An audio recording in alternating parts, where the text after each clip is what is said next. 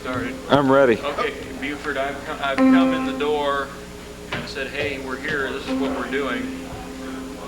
All right.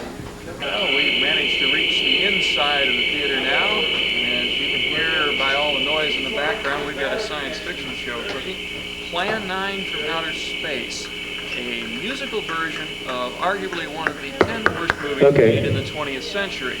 And with me here is David Luby, who brought this from its original place of Salt Lake City to Kansas City.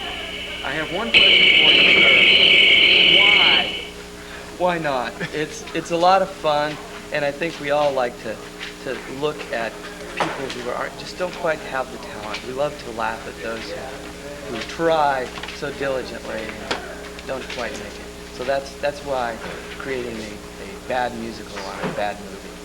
Well, I can't think of any allegedly mainstream movie that could be a worse vehicle to make anything out of. Whatever possessed the writers to pick this as a property? Well, it was a very kind of let's go to the barn and let's do a play. It was just a bunch of people saying let's have a lot of fun, and it took off. It was popular. People liked it. People loved it. We began to get a cult following back in Salt Lake. People showing up in costumes and people showing up shouting lines at the audience. This is before Rocky Horror really was catching on, so it kind of happened on its own, and it was just a big success, and it got bigger. Well, obviously, we're not the first people to cover this bit of madness. You described for me earlier your theater company. Would you explain that to the folks at home? Yeah, our company is Guerrilla Theater Productions, and we're new here. We just started in April, and we just put this first show up in fall, last Halloween. And since then we've done Night of the Blue Owl, and we're going to do Shakespeare vs. Shaw coming up here in the spring. We're trying to promote theater in general and bring in an audience that don't normally go to the theater and kind of introduce them to theater and bring theater back to being very fun and enlightening. And so it doesn't have such an air of stuffiness about it. Now, why, other than the ever-present villain of television, which has been blamed for everything from the common cold to world wars, why do people not go to theaters in the first place?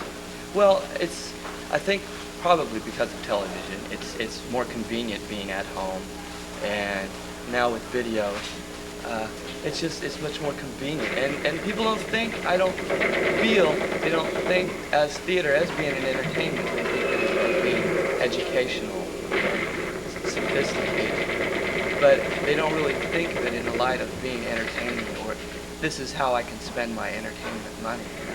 It doesn't come to mind right away. I'm trying to change that. That's funny, that's the line I was going to use. Where would you like to be with Guerrilla Theater, say 5 years from now? 5 years from now, I would like to have a company that is known internationally, especially locally, and be able to do very experimental avant-garde works, and at the same time do completely fun, nonsensical works like Plan 9 from Outer Space, and create a vehicle for artists, new artists, to get their work shown, actors, directors, writers. Now, on Plan 9, it opened a week or two ago as we tape here, and where, when, and how do we find out more information? Okay, you can call the Fine Arts Theater for tickets, and the number is 262-0701, and it performs every Friday and Saturday night at last a late night show in Kansas City at 11 o'clock at night, and it performs every Friday and Saturday through May. Through May. And then who knows? Okay, so our viewers will have more than a brief opportunity to see it, which is the problem with many plays that come through town. When this closes, what do you have in mind for your next production here? Well, when and if it closes, we're not setting any limitations on that. We're trying to create a very cult kind of play atmosphere with it, a new Rocky Horror of the 90s. And After that, we're going to do Shakespeare versus Shaw in the spring down at a new space called the Human Observation Lab. It's located at 1012 McGee. And then we're working on, it's just in the ground stages now, about trying to do an outdoor production of Romeo and Juliet on wheels with Montagues all on skateboards and Capulets on roller skates. And the sound you hear is William Shakespeare spinning his grave at a high rate of speed. Oh, that sounds like fun. I think Shakespeare would love it. Well, most people forget that Shakespeare wrote some fallaciously good comedies as well as the tragedies which get crammed down our throats in high school. Yeah, well, he's also a funny writer, and just the man himself was a mystique about him, a rebel kind of thing. He was a rabble-rouser in a sense. Now, you've only been in Kansas City a relatively short time. Are you like most theater people I talk to, that you like the opportunities for theater here in Kansas City? Yeah, I do. Kansas City has a unique feeling here, and I sensed it when I first moved here. There has a feeling from the East Coast of their energy, and at the same time it also has the West Coast atmosphere and the West Coast culture. We've got the best of two worlds here. We've got the West and the East. And it's all culminated here in a very nice central location. So I think it's perfect for theater to spawn out of Kansas City, and art in general. Well, that's what we try to cover here on Entertainment Spectrum, and we'll be out and about with the Plan 9 from Outer Space musical. Yeah, we'll show you some excerpts, folks. I have a feeling nobody's going to believe us, but it's working, and we'll be talking to some other members of the cast and crew, so follow along. That is good.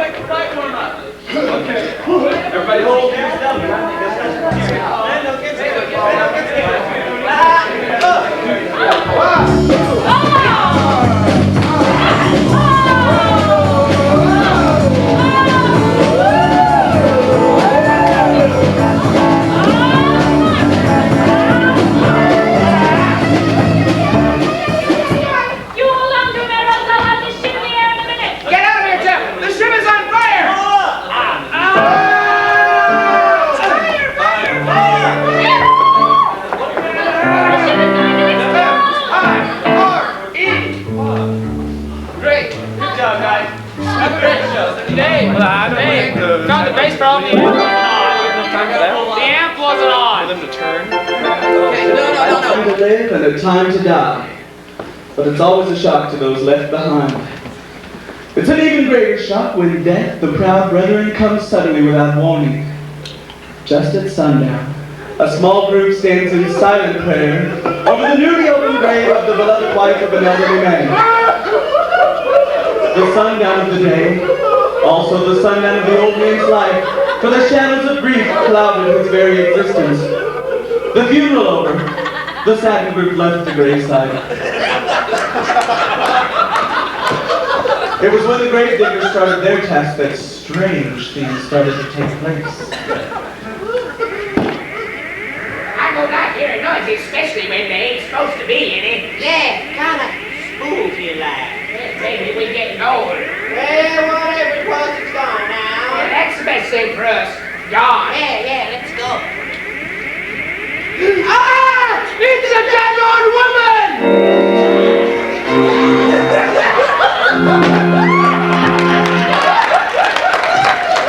Yes, it's a dead old woman.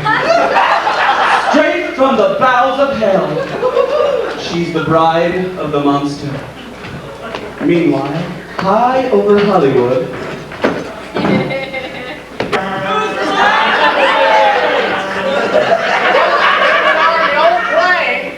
Yup, there's the San Fernando Valley now. Better radio for landing instructions, Jeff. Jeff? Oh, I'll do it. Burbank Towers, do you read me? American Flight 812, over.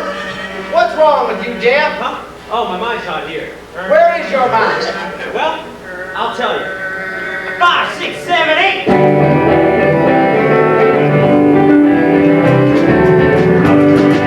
Away from home tonight. Yeah, nothing's gonna keep me from my 8:30 flight. What's in my heart will sing. Once in a while, walks out on the wings, dear. What's the thing that leaves my head so light? Just a little fire angel, just the moon and just the sun, just my poor mountain darling, Paula, Paula. I'm her husband, she's my hun. Take over, Chuck. Well, no other sensation can make me feel this way. When things serve breakfast screaming on my tray. Even when the eggs are cold, the other thing that holds me, and I find that the meal is over anyway. Hey, with the door, my little flower angel, the one I know since time's begun. Up over my pole, my tender darling, Paula. I'm her husband, she's my hun.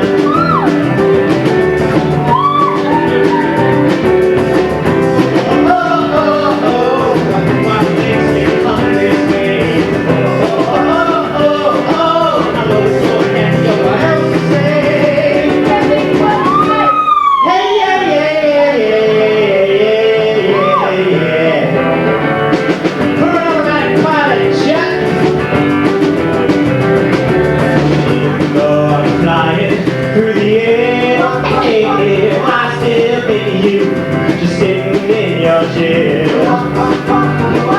The life may be at stake, you're my piece of cake, dear, and the taste of your sweet frosting leaves me without a care.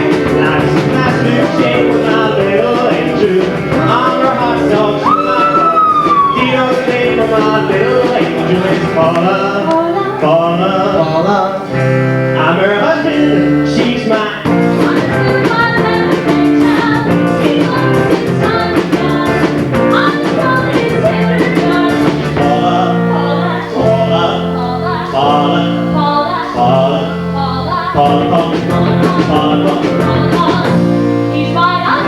She's my husband, she's my Paula.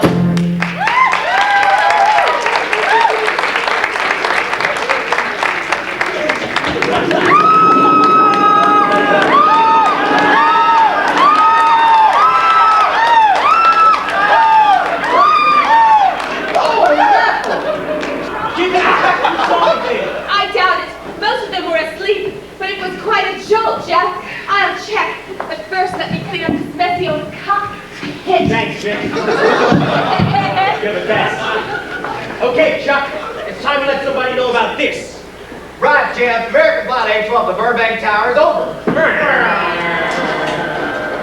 the long-haired became only a tomb, a sweet memory of their joyous living. The sky to which she once looked became only a covering for her dead body. The ever-beautiful flower, which she had planted by hand, became nothing more than the lost roses of her cheeks. Confused by his great loss, the old man left that home, never to be seen again. Tragic. Tell me something. Why was his wife buried in the ground and he in this tomb? Something to do with family tradition. A superstition, you might say. Oh. It's getting dark. Let's be on our way. As the mourners left the graveside, they saw a grisly sight. It looks like the bodies of two gravediggers. Where's the other? Budget cuts. It looks like the bodies up one grave digger. The police were called immediately onto the scene.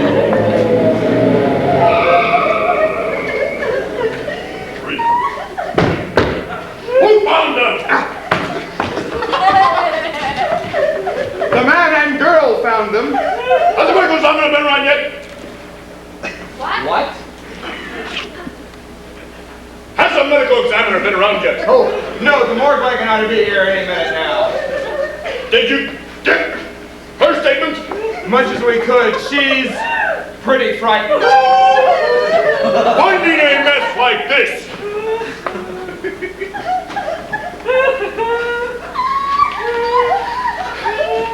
Hey, big guy, meet me at the Windjammer Club. Finding a mess like this could make anyone frightened. You take charge. I look around a little. Pretty dark out there. You get beyond the range of these lights, you won't be able to see your face in front of you. I get flashlight on the car. Be careful, Clay. I'm a big boy now, Charlie.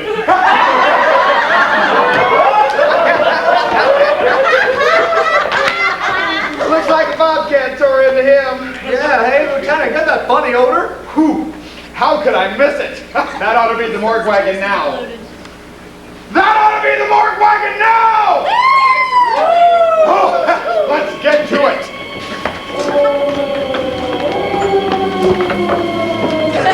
I don't know, but I'm sure as heck not going to keep quiet about this. Oh, no, he's not. Meanwhile, at the graveyard, a strange love scene is taking place.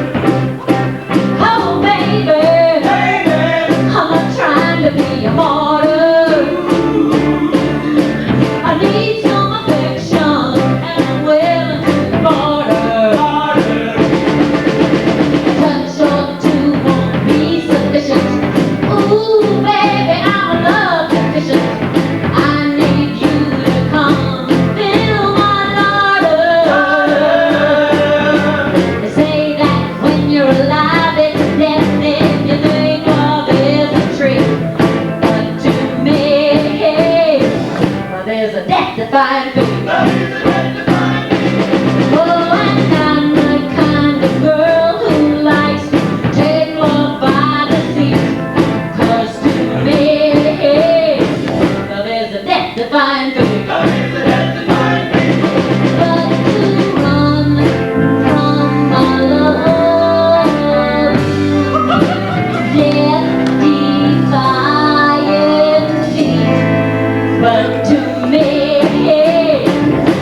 It's a death-defying thing. It's a death-defying thing.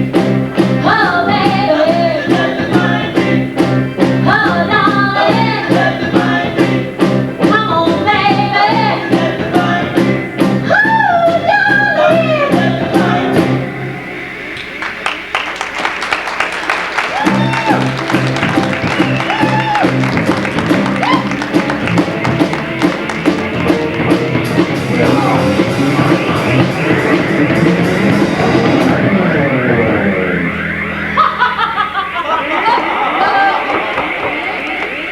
From all over the world. Break off the mountain spikes. Break off the mountain stairs. Wow, they got a nice thing. Great love, Mama's big. Great Mama's Day. Great Mama's Day. Great Mama's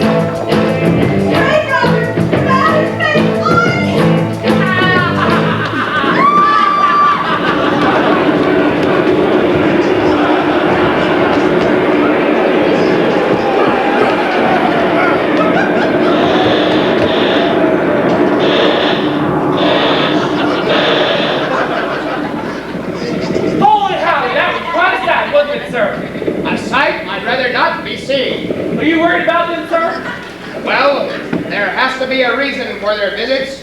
Well, now, They are raindrops from outer space.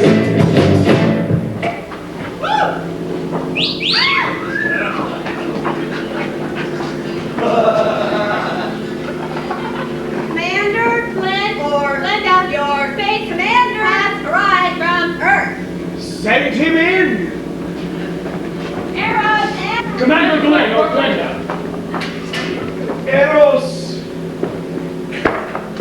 You have your report? We had to pull in here to Space Station 7 for regeneration.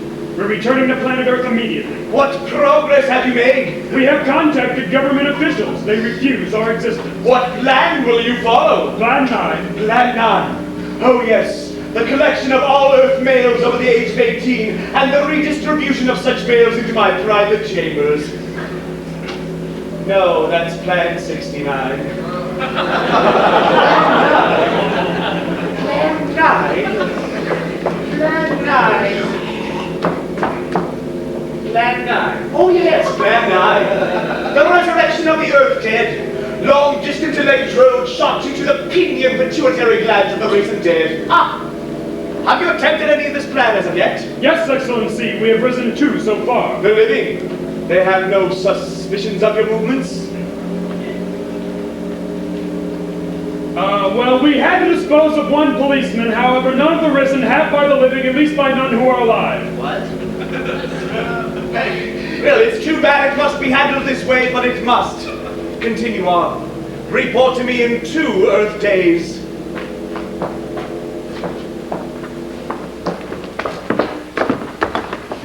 I feared His Excellency wouldn't take the report so well.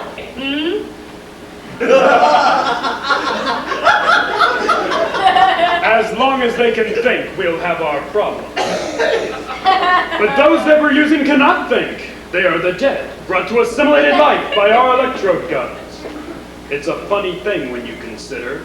Those earthlings who can think, being so frightened of those who cannot. The dead.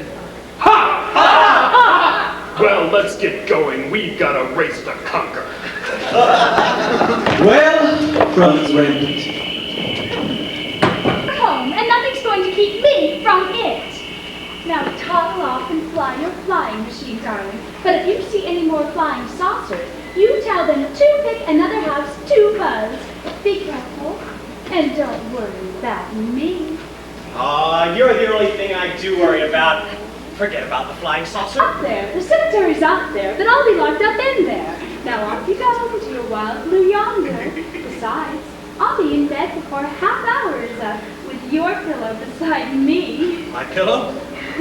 Well, I need something to keep me company while you're away.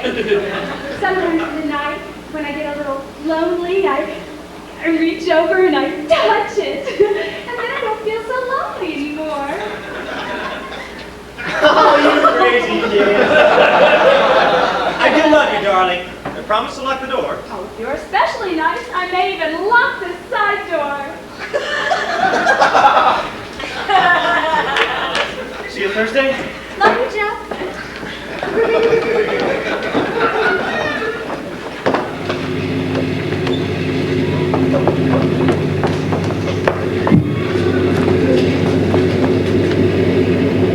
In action. Hey, Vic, how about you and I balling it up in Albuquerque? We'll be there in about 20 minutes. Ah, Jeff, you're so fresh. She wants it. You never know unless you know. I brought you guys some coffee. Oh, thanks, Vic. Heck, I don't need no coffee to keep me going. Oh, you pilots are such men. They don't call it the cockpit for nothing. Jeff? Jeff, are you all right? Yeah, just missing Paula. Well, give her a call when we get to Albuquerque. Send her some flowers. All women love flowers. I know something else they love. Hey, Vic, how about that Albuquerque ball? Dry up, Chuck. Gosh, Jeff, I can't seem to make any time with Vicky. What am I doing wrong? Well, Chuck, Vicky isn't just a plaything. She's special. Like Paula. A woman like that can't just be used. A woman like that is for buying your things, for being loved, for watching while she cooks your dinner and cleans the house. But I never had a woman like that. How do you get a woman like that? I remember how I first cooked with Paula. I was at the Albuquerque Night Club. We were out on the deck drinking punch.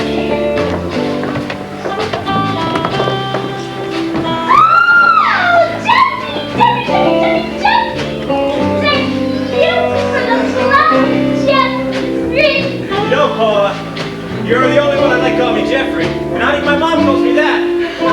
In case you know what that means. Now I know. Shoot, I don't either. You know, Paula, when I'm alone at night, sometimes what I do, So, Jeffrey? when I think of all the things I want to say to you and then I get stuck on my side. When I'm around you, I can't say anything. Has anybody ever told you you look like Don Knotts?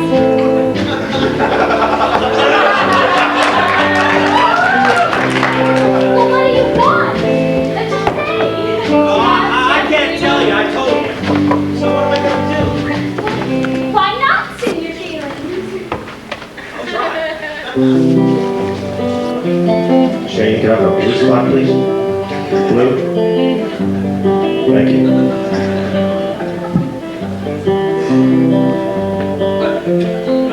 Well, I caught a touchdown pass that made all the girls scream. At a homecoming, I danced with you, my queen. But there's nothing that I would rather do than walk to the altar in Albuquerque with you know who.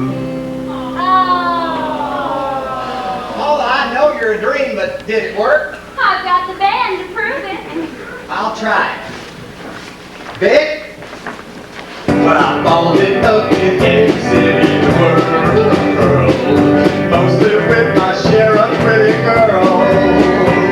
But there's nothing that I'd rather do.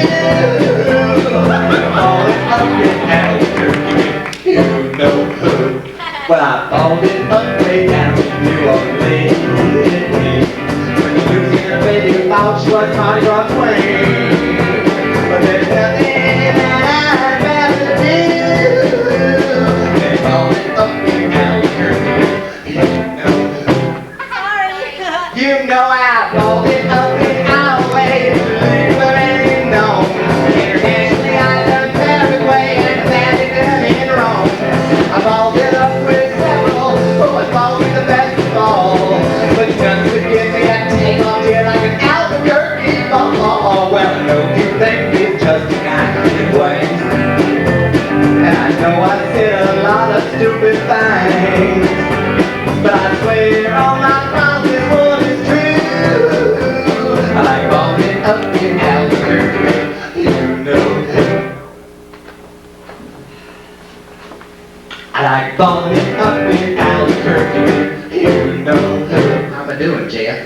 outer space.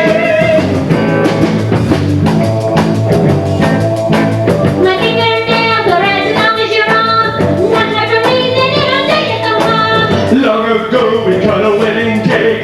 Now we carve human flesh just for the sake of the rainbows on outer space. Rainbows on outer space. Yes, this was right. I am under command. I just follow the code and I'm the pituitary gland. When I was alive, I knew the good and the true. But now I have a needing to and I need you. Rainbows on outer space.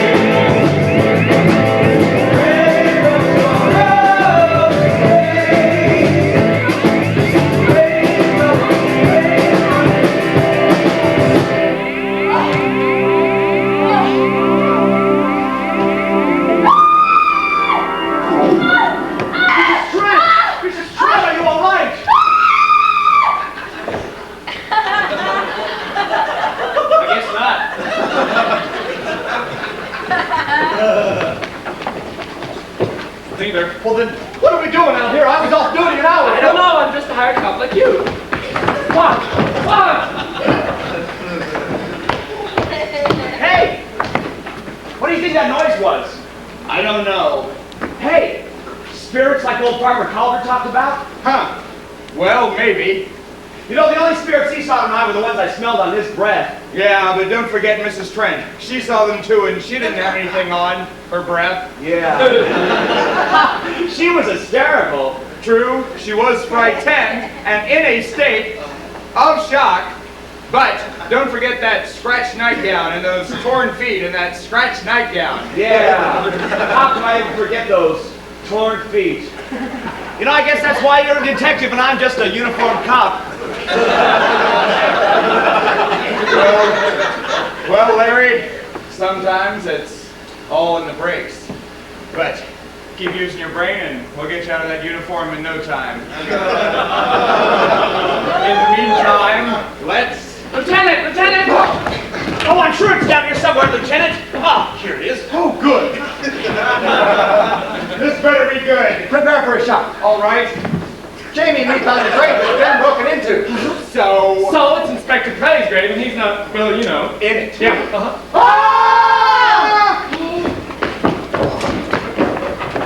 Now we take you to Washington, D.C. And now I'm going to wave this microphone around and see what else I can get. Anything you want. Okay. You don't want to get everybody ready? Well, quiet! Thank you. We have just survived a performance of something called Plan 9 from Outer Space. Something that I didn't even know existed a couple of days ago, and I think our crew had a wonderful time. And come about Monday, we're going to finish putting a whole show together on this bit of insanity.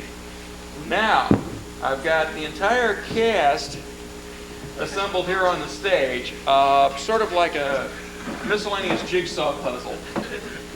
And we're going to go talk to a few of them, or as many of them as the microphone cord will permit. We'll crawl over there. Okay. And find out who, what, where, when, why, and, well, maybe not why. I don't think anybody knows why here. But this was a lot of fun for us, and we will see how it comes out on videotape. So, and you are? I am Laura Loddick Smith. I am Paula Trent's understudy. Ah, so you were filling in tonight. Yes, I was. For wonderful Aaron McCrae, who will be back next weekend, who's great. And how did you get talked into this? Casting couch. The director is my fiancée. She's multi-talented. And she's the director's fiancée. Okay, and you are? Greg Jackson. And what part do you take in this? The drums. The drums. The best thing in the world. He does drums. You're the guy that's been rattling my eardrums all night. I've been trying my hardest, yes. Okay. And you are? My name is Kyle Mallory, and I play Bela Lugosi's character, the Old Man, and the sundry other characters. And you even died in the middle of the play. Oh, I die all the time on stage. Well, I wasn't going to bring that up. No, it's okay. No, I just want to insert that so you can... And I'm Sheila? Patrick Waters. I play Inspector Clay who becomes a zombie. It's very multi. Is this the Tor Johnson role? That's right. That's right. Yeah. I was wondering about the cap. The chrome dome, yes. Very natural looking, isn't it? And this young lady? Hi, I'm Shanna Christie, and I play the role of Vampire the Dead Old Woman. Ah.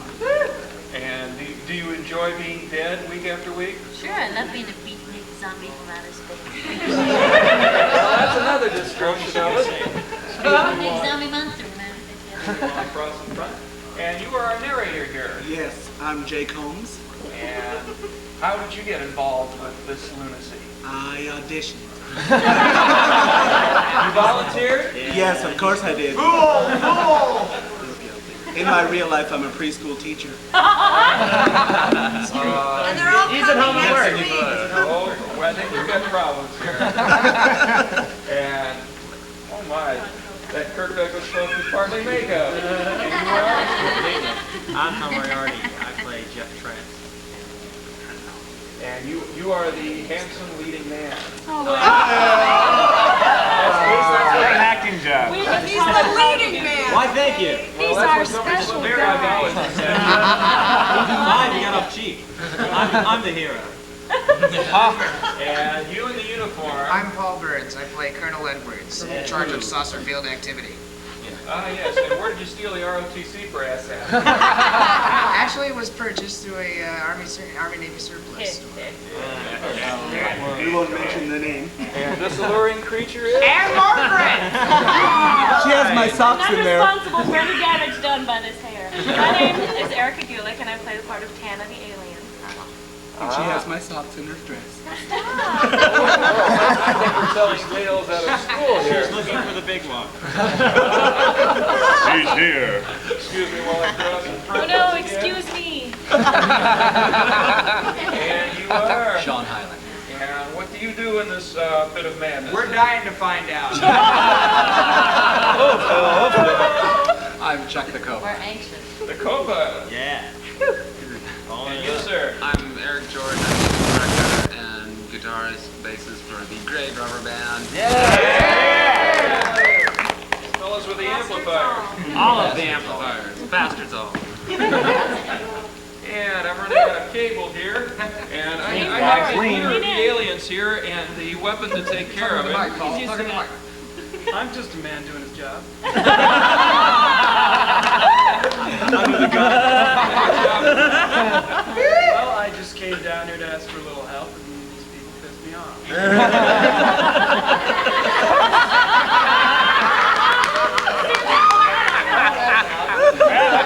Great interview, Paul. And you are? I'm the lady with the shopping cart, and I play Susie Siegler. You are Susie Siegler. And Oh, wait, I am Susie Siegler, and I play the lady with the shopping cart. just because she's dumb doesn't mean she's blonde. Hey. And you with the light bass here. Hi, my name's Richard Walker. I play the guitar, the bass, and on occasion the keyboards. And we're stretching to the limits here. Would you care to explain yourself? Somebody would. I think it's pretty self-explanatory. See, I really am a man. Did you know this, David? Boy, we just pegged every meter in the place. And I won't tell you what I did to get the part.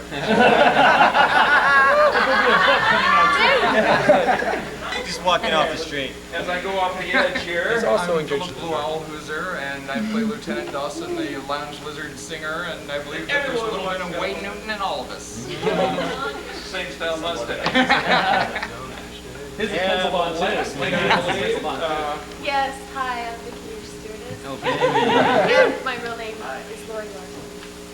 And you know. What do you say? Weave, bob and weave. Two mics there. Well, We're on. Okay, somebody else just came in, and let's find out who real quick. And let everybody go home. It's 1:18 in the morning as we're taping here, folks. I just love it. Night is done. You are? Yes, I'm Brad Cox, and I'm keyboardist for the Grave Robber Band.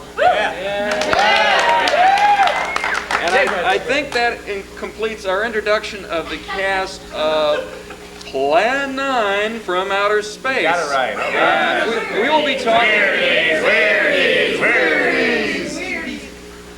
You see what happens when you try to do television? We will be back in the studio to talk about some of the gory details of Plan 9, but we had a good time here tonight, and thank you all very much. Thank you.